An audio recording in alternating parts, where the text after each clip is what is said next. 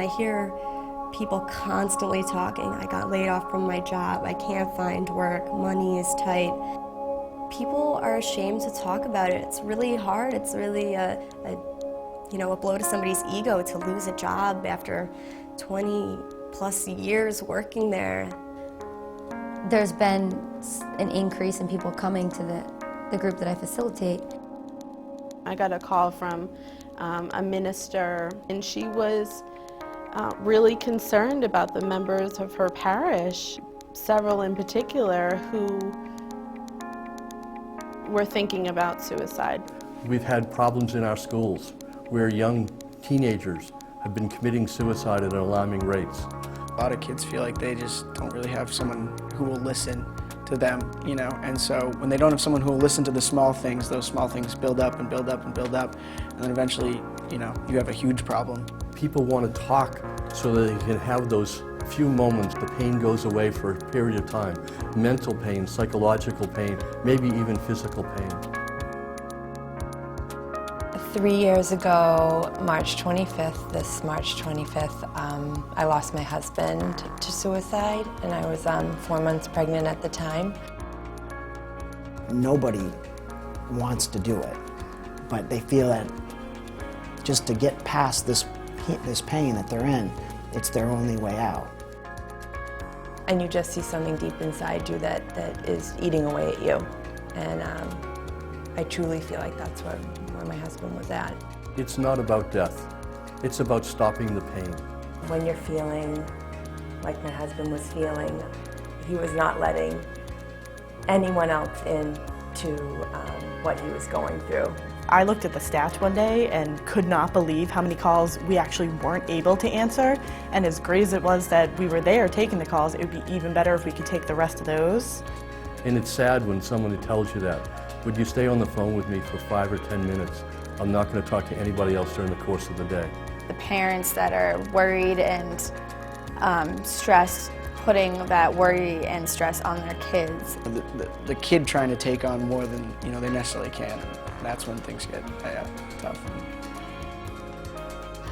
I was really angry. I had this beautiful daughter who was never going to meet her dad.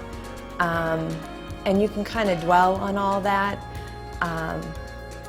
And when it's time for everyone, in a different way, it's time to move on. At the Samaritans, it's going to be a place that a lot of people are going to turn to talk about these sorts of issues, and a place where they know they won't be judged or felt sorry for, just somebody to be there and support them and say, hey, you can do this and it's going to be okay.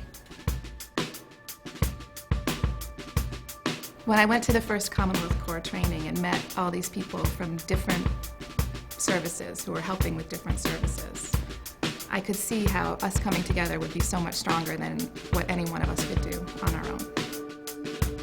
Teamwork is a critical component of the Samaritans, from the Commonwealth Corps and how we work together there to how we work together on the phone. I often think about my cousin and his struggles and how painful it must have been for his final moments. They helped me so much. I wanted to help someone else, and I wanted to help another family. Like, I feel like I've been able to help my own family, and I wanted to just continue to make my cousin proud, like I always used to make him. Yeah, you hear a lot of stuff on the phones. It can be really difficult at times.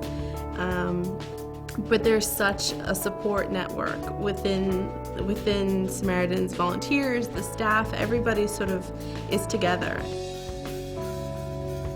It's been a lifelong dream after I lost Brian to run the Boston Marathon, because that was like his proudest moment, was to run that marathon and run for him and run for something that really impacted my life.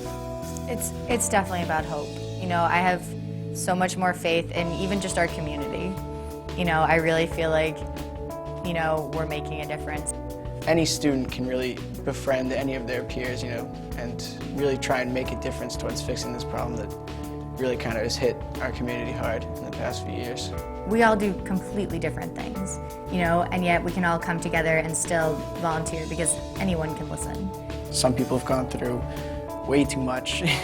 But I mean, it's good to know that just listening can help. And when they say, you know, thank you, and you can tell that, you know, they are less stressed than when they originally called, you know, then it makes... It's very rewarding. Yeah, it makes everything that you know, did in that call worth it. And I guess I kind of hope that they'll just make it so that any student will just be willing to listen to any other student.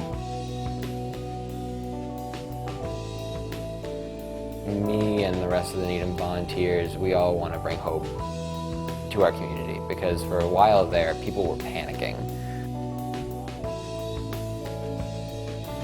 Running this marathon is very personal for me because I didn't get to do it with Brian, but I ran for something that, you know, he ended his life, and hopefully I can help other people. We're all kind of working as one against one particular problem.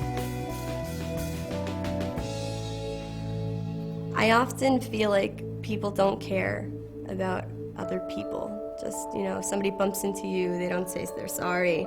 You know, do people really care about other people?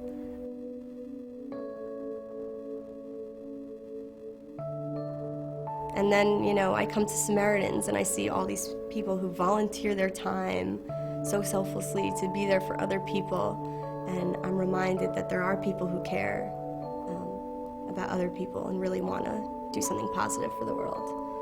And that helps me sleep better at night.